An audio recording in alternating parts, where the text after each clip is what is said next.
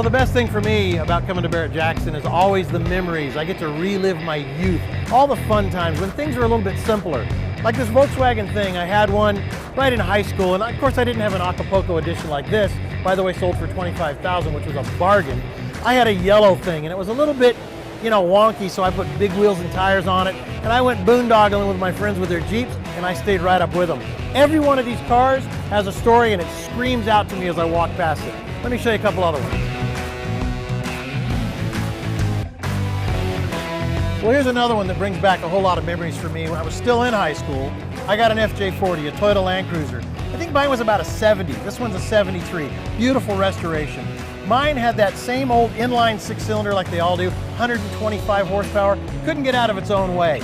What I did is I put a 327 with a Muncie 4-speed, and we made that thing pop wheelies. Matter of fact, a friend and I were driving past a motocross course one time. We decided we're gonna go out and get this thing airborne, and that we did. And I don't know what these things weigh, but that's a lot of weight in the air. These things are unbelievable. They're like a billy goat. You can climb up the side of a tree.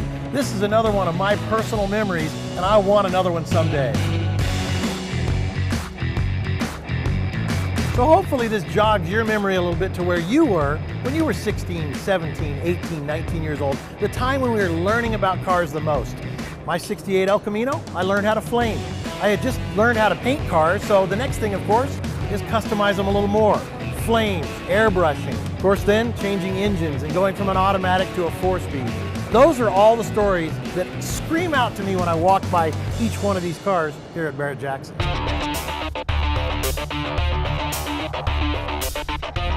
So I still get nightmares from this car, 66 Chevelle, my first muscle car.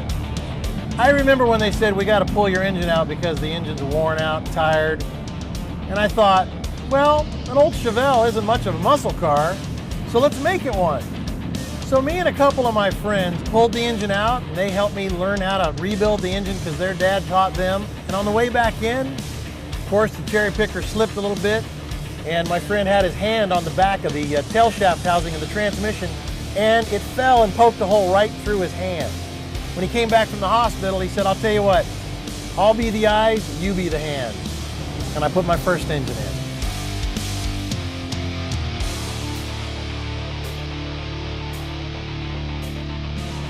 So as I look at this Chevelle for one last time, I remember this was also my first race. And it was funny because I got up to the light was red, it's gonna turn green, it turned green, I smashed down the gas, backfired through the carburetor. The other guy tore off, there was a cop in the alley. He got the ticket, I sat there, restarted my car, kept on going.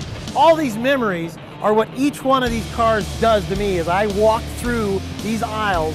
They just explode in my head, and I'm 16 years old all over again.